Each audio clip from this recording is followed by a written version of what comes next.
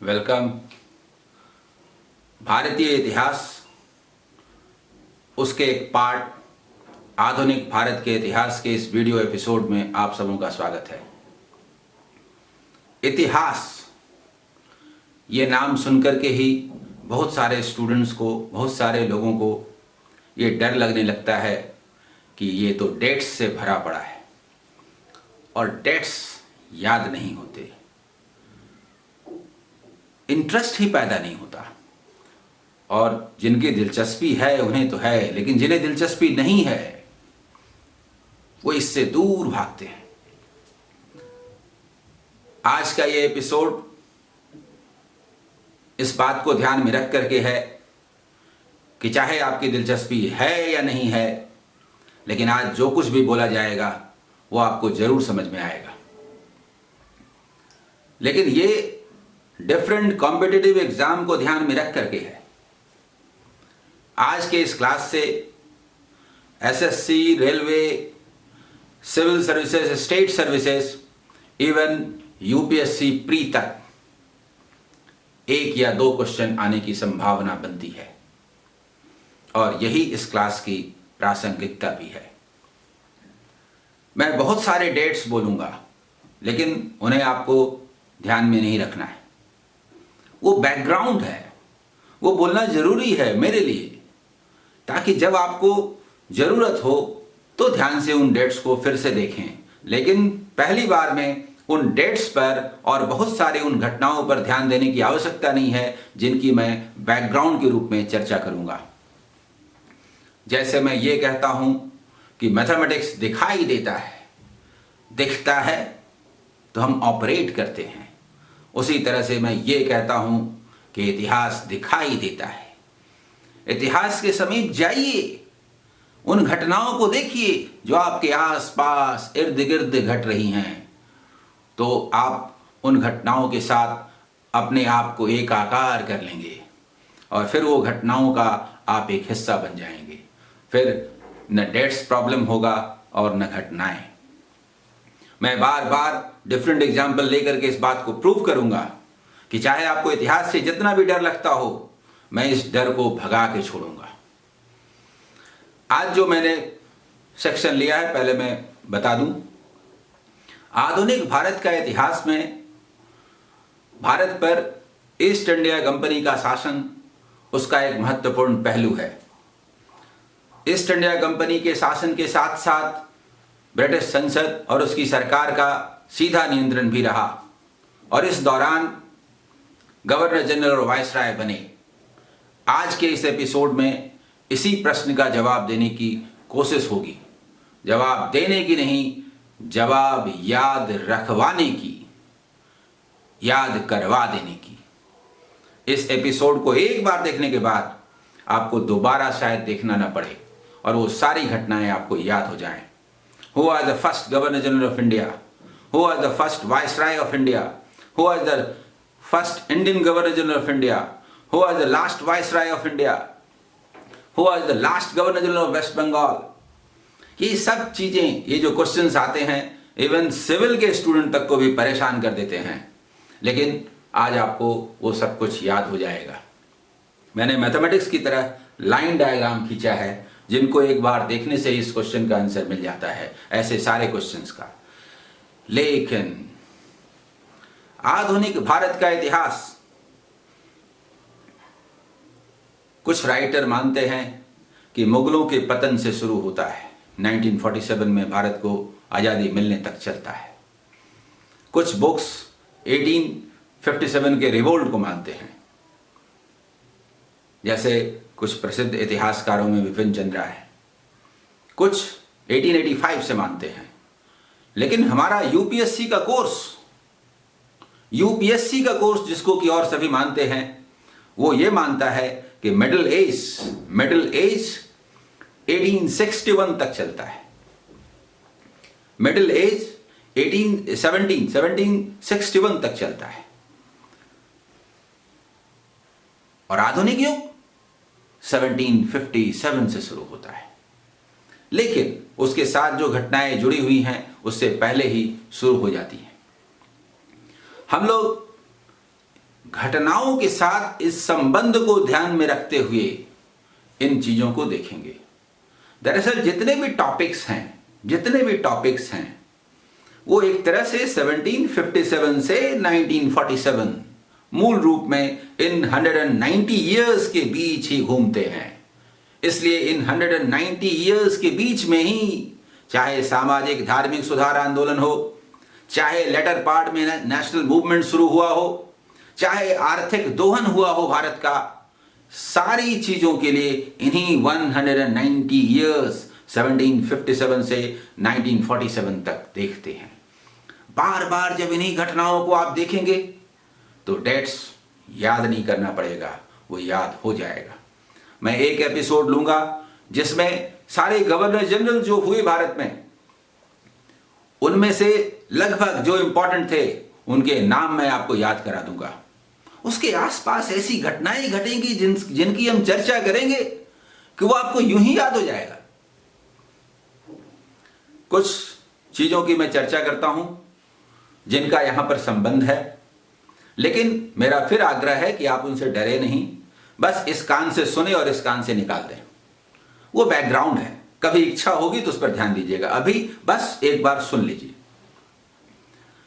बहुत सारे यूरोपीय कंपनियां आई, उनमें ईस्ट इंडिया कंपनी 1600 में आई, उनमें आपस में लड़ाइयां हुई और अंततः घनघोर लड़ाई के बाद उनके आपस में ईस्ट इंडिया कंपनी विजय हुई उनके आपस में, और फिर उसने एक एक कर भारतीय रियासतों पर कब्जा करना शुरू किया। हम लोग बोलचाल की भाषा में ये बोलते हैं कि 200 वर्षों की गुलामी, जबकि आप धरातल पर जाकर के देखिए तो ऐसा नहीं हुआ कि अंग्रेज आए, वह पूरे भारत पर कब्जा किया और 200 साल तक राज किया। ऐसा नहीं है, ऐसा नहीं है। अरे जिस दिन हम लोग आजाद हुए 1947 में, उस समय भी पूरे क्षेत्रफल का 1/3 भाग, जिसमें 500 से ज्यादा भारतीय राजा थे, उनका शासन था। भले ही सीमित शासन था, वो अंग्रेजों के प्रत्यक्ष नियंत्रण में नहीं था। 1757 ईस्वी में 1757 में एक तरह से भारत पर आधिपत्य की प्रक्रिया शुरू होती है, भारत पर कब्जे की शुरुआत होती है। हालांकि इसके पहले छोटे मोटे कब्जे होते रहे और 1857 तक, उसे 1856 ही बोला जाए, अवध के विलय तक लगभग 100 इयर्स में उन्होंने भारत को धीरे धीरे जीता। और 1857 के रिवोल्ट के बाद हम बोल सकते हैं कि पूरे भारत पर एक तरह से अंग्रेजों का नियंत्रण हुआ, स्थापित हुआ, और उसके बाद लगभग 100 वर्षों की गुलामी हम बोल सकते हैं। उसके खिलाफ हमारी आजादी की लड़ाई चली। हाँ, तो उसमें जब ईस्ट इंडिया कंपनी आई, ये सब बैकग्राउंड है, एक बार सुन लीजिए, इच्छा ना हो तो इसे पास कर दीजिएगा, आगे बढ़ जाइएगा, लेकिन सुनेंगे तो अच्छा लगेगा। ईस्ट इंडिया कंपनी आई, उसने, उसके गवर्नर होते थे, छोटे छोटे क्षेत्रों पर उन्होंने कब्जे की शुरुआत की, बंबई से लेकर के, मद्रास से लेकर अंत में कलकत्ता पहुंचे। 1757 में पलासी के युद्ध में बंगाल के नवाब को हराने के बावजूद उन्होंने उसे मिलाया नहीं और धीरे धीरे धीरे करके कंट्रोल किया और बाद में उसे अपदस्थ किया। हमारी कहानी कहां से शुरू होती है? हमारी कहानी आज की शुरू होती है उस दिन से जब ब्रिटेन की पार्लियामेंट ने भारतीय मामलों में हस्तक्षेप करने का निर्णय लिया। ये बड़ी अजीब बात थी कि इंग्लैंड एक देश है और वहां की एक कंपनी, ईस्ट इंडिया कंपनी ने भारत जैसे विशाल साम्राज्य की स्थापना कर दी थी। साम्राज्य के अंदर साम्राज्य कैसे रह सकता है, इसलिए उस पर नियंत्रण होना चाहिए, ये बोलकर इंग्लैंड में जबरदस्त विचार विमर्श चला, अंतर्द्वंद चला, प्रयास शुरू हुए। लेकिन ईस्ट इंडिया कंपनी ने, उस समय ऐसा करप्शन का माहौल था कि वहां के सांसदों को खरीद करके सरकार गिराई और बनने नहीं दिया। ऐसा करप्शन आप सुने नहीं होंगे जैसा उस समय था अंग्रेजों के यहां। 1772 में 1772 में वॉरेन हेस्टिंग्स बंगाल का गवर्नर बनकर आए। 1772 में, डेट मत याद रखिए, छोड़ दीजिए ना, छोड़ दीजिए, ऐसे सुन के निकाल दीजिए। 1772 में बंगाल का गवर्नर बने और 1773 में अंग्रेजी संसद ने एक कानून पास किया जिसे रेगुलेटिंग एक्ट कहते हैं, और एक तरह से भारतीय मामलों में, जो कि इंग्लैंड में रहने वाली ईस्ट इंडिया कंपनी जिसका कि भारत पर शासन था, उस पर कंट्रोल स्थापित करने का प्रयास किया। और एक तरह से पहला कानून बना।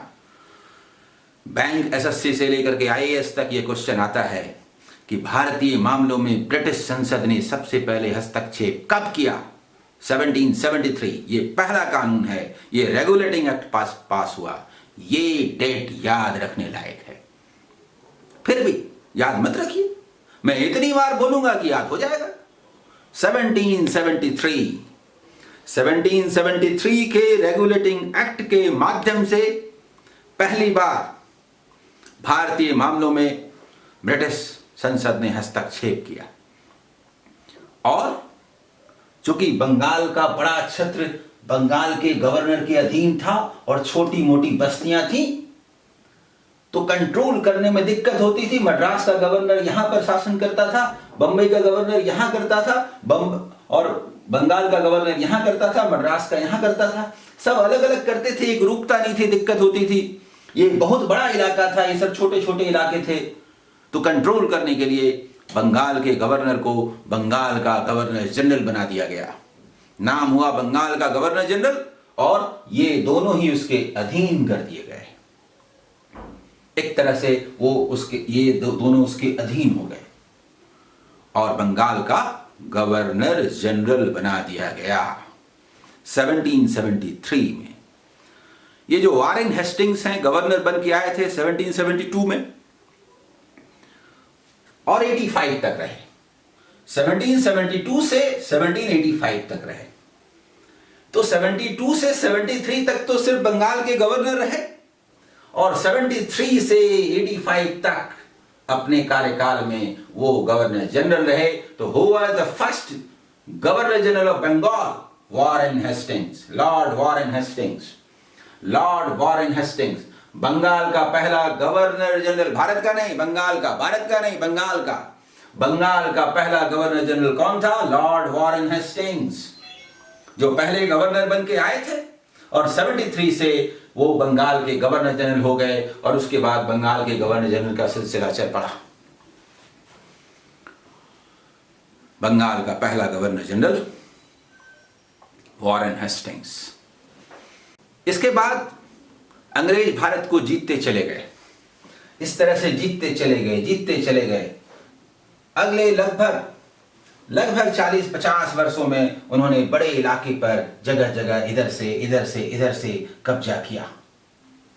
जब बड़े भाग में कब्जा होने लगा तो अब ये अच्छा नहीं लगता था कि शासन पूरे देश के अधिकतर भागों में हो और उसका शासन करे बंगाल का गवर्नर जनरल। ये जचता नहीं था। इसलिए जैसे जैसे पूरे देश पर कब्जा होने लगा, नाम बदलने की संभावना पैदा होने लगी।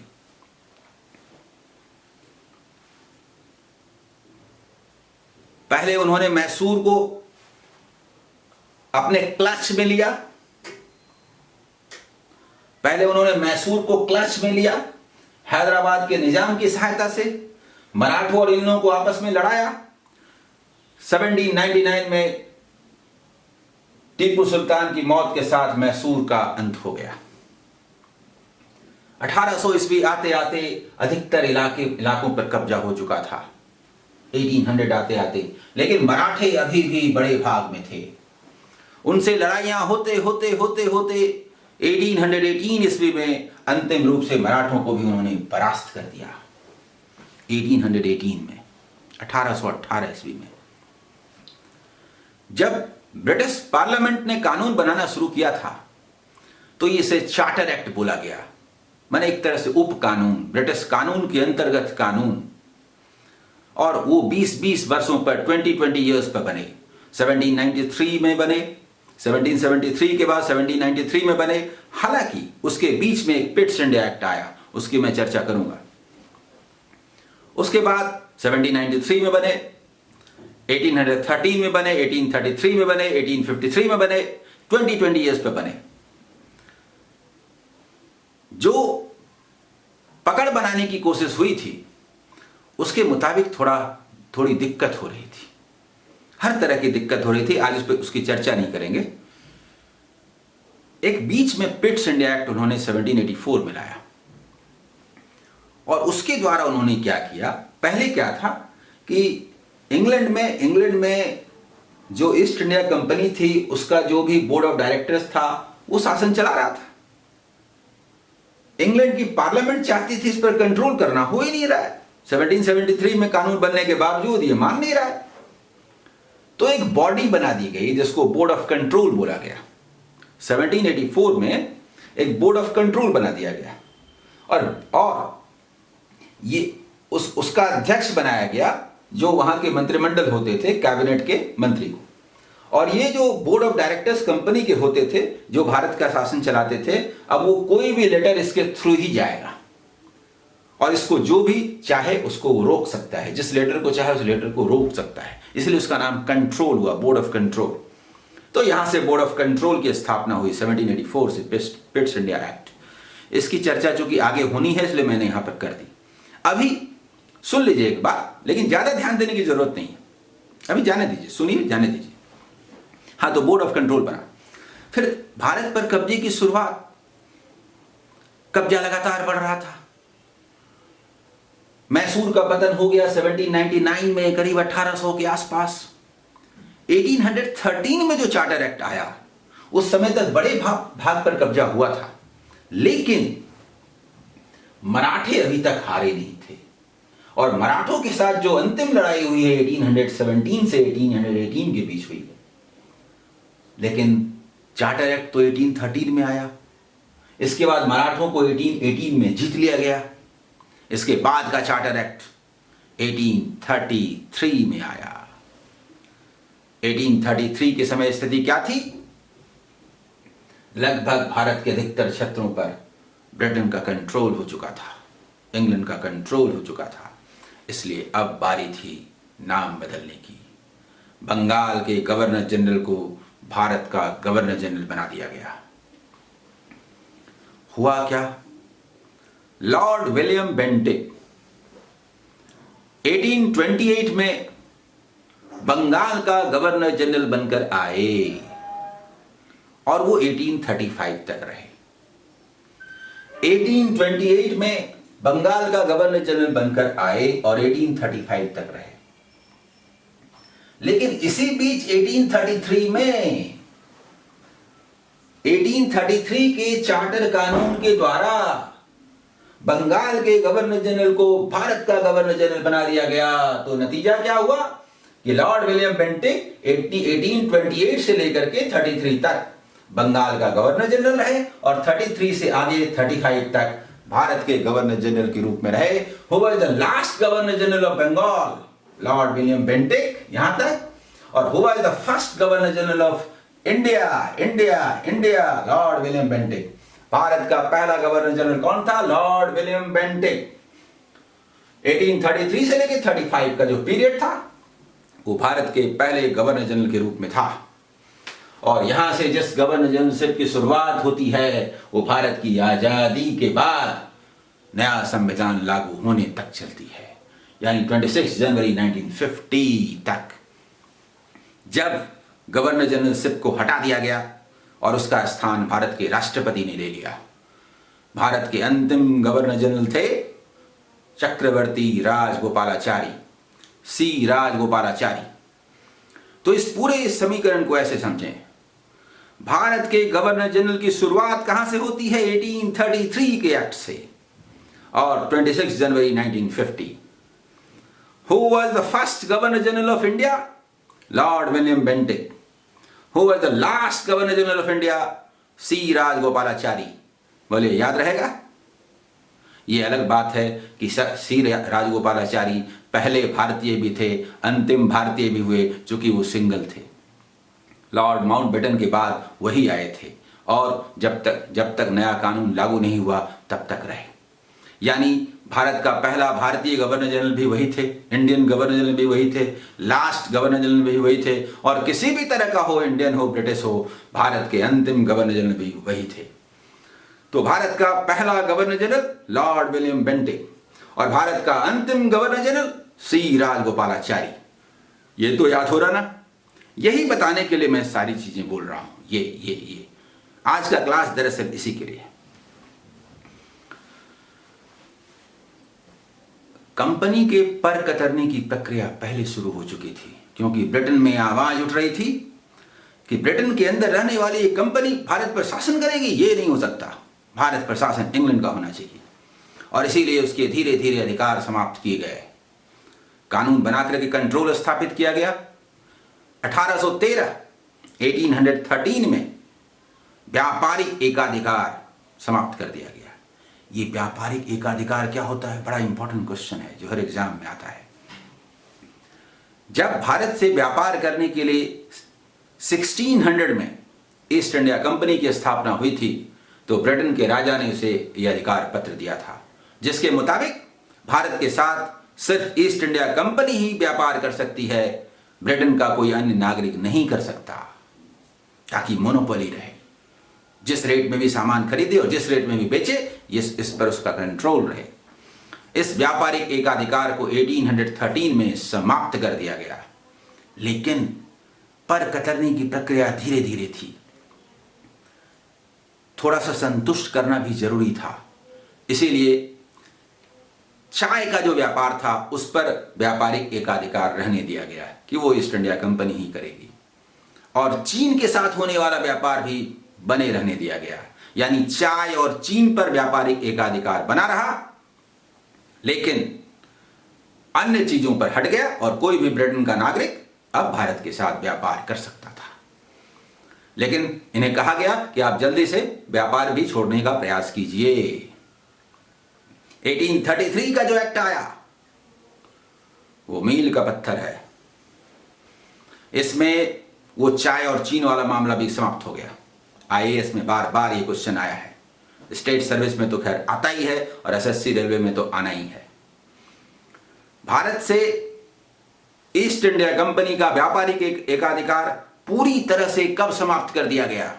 1833 का चार्टर एक्ट, 1833 का चार्टर एक्ट बहुत मायने रखता है, बहुत मायने रखता है। गवर्नर जनरल को कानून बनाने का अधिकार मिल गया।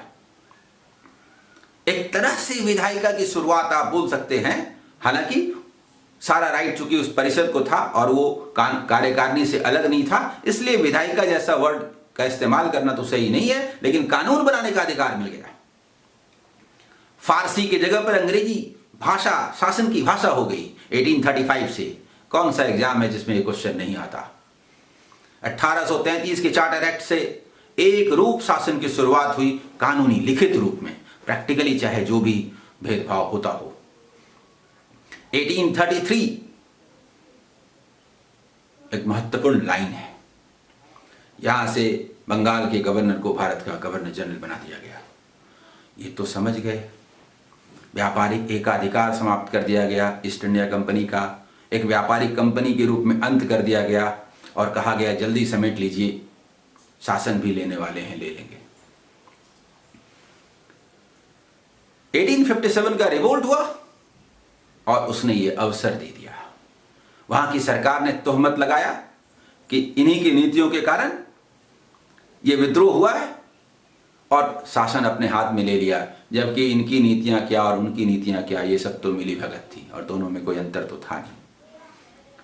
1857 में जो 1857 का रिवोल्ट हुआ, जिसे भारत का स्वतंत्रता का प्रथम युद्ध भी कहते हैं, उसे तुरंत कुचल दिया गया। हालांकि पूरे देश में ये 2-3 साल तक चलता रहा, लेकिन मूल विद्रोह 57 में ही दबाया जा चुका था, दिल्ली वाला।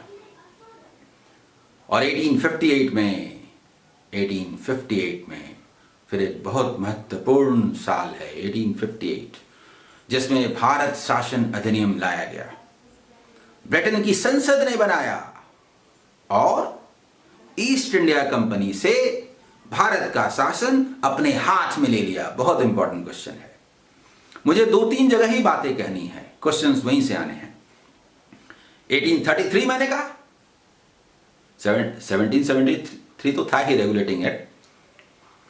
1833 मैंने कहा, 1858, और याद कीजिए मैंने कहा था कि 1773 में रेगुलेटिंग एक्ट लागू होने के बाद 1784 में एक पिट्स इंडिया एक्ट आया था, उसमें बोर्ड ऑफ कंट्रोल बनाया गया था। 1858 में ये board of control, board of director सब समाप्त कर दिए गए और भारत का शासन चलाने के लिए ब्रिटेन के एक कैबिनेट मंत्री की अध्यक्षता में एक 15 सदस्यीय समिति बना दी गई, जिसे भारत सचिव और उसका परिषद बोला गया। भारत सचिव मतलब minister for state for India, Bharat सचिव, उसके माध्यम से शासन चलेगा। लेकिन वो तो इंग्लैंड में रहेगा ना। इंग्लैंड में ये परिवर्तन हो रहा है। इंग्लैंड में वहां पर बोर्ड ऑफ कंट्रोल है, बोर्ड ऑफ डायरेक्टर्स, ये सबको हटा दिया गया। कहा हटिए, अब सीधा इंग्लैंड की ओर से सिर्फ वहां का पार्लियामेंट का शासन चलेगा। पार्लियामेंट कानून बनाएगी, वहां का राजा और प्रैक्टिकली वहां का प्रधानमंत्री, और थ्रू जो भारत सचिव मंत्री बनाया गया है उसके द्वारा भारत का शासन चलेगा। लेकिन वहां से शासन कैसे चलेगा? तो यहां जो गवर्नर जनरल हो रहा था, बंगाल का गवर्नर जनरल, जिसको कि पहले भारत का गवर्नर जनरल बनाया जा चुका था, उसे कहा गया कि आप तो भारत का गवर्नर जनरल रहेंगे ही, आज से आप क्राउन के प्रतिनिधि भी रहेंगे, वायसराय भी रहेंगे। और लॉर्ड कैनिंग जो 1856 में लॉर्ड डलहौजी के बाद आए थे भारत का गवर्नर जनरल बनकर, वो 1856 से लेकर के 62-63 तक रहे, 62-63 तक रहे भारत का गवर्नर जनरल। लेकिन 1858 के अधिनियम के द्वारा इन्हें 1858 में भारत का वायसराय भी बना दिया गया। कहने का मतलब 1856 से 58 तक वो सिर्फ भारत के गवर्नर जनरल थे, और 1858 से लेकर के 1862 तक भारत का गवर्नर जनरल रहने के साथ साथ भारत के वायसराय भी बने। Who was the first viceroy of India? Lord Canning. Lord Canning, viceroy का मतलब ब्रिटेन के राजा का प्रतिनिधि। यानी गवर्नर जनरल तो 1833 से शुरू हुआ और 26 जनवरी 1950 तक जितने भी रहे सभी भारत के गवर्नर जनरल थे। लेकिन गवर्नर जनरल रहने के साथ साथ चूंकि ब्रिटेन की संसद ने ईस्ट इंडिया कंपनी, जिसका शासन 1858 तक था और वहां से अपने हाथ में ले लिया, इसलिए भारत का गवर्नर जनरल भारत का वायसराय, ब्रिटिश राजा का प्रतिनिधि भी बन गया। Who was the first viceroy of India? जब भारत आजाद हुआ 15 अगस्त 1947, तो आजाद हो गया। राजा के शासन से, ब्रिटेन के संसद से के शासन से मुक्ति मिल गई। मुक्ति मिल गई तो भारत का गवर्नर जनरल और वायसराय के स्वरूप में भी परिवर्तन आया। अब भारत का वायसराय कोई नहीं रहा, खत्म। वायसराय मतलब ब्रिटिश राजा का प्रतिनिधि। मार्च 1947 में भारत का गवर्नर जनरल और वायसराय बनकर के लॉर्ड माउंटबेटन भारत आए थे और जून 48 तक रहे। भारत की आजादी के बाद भी रहे।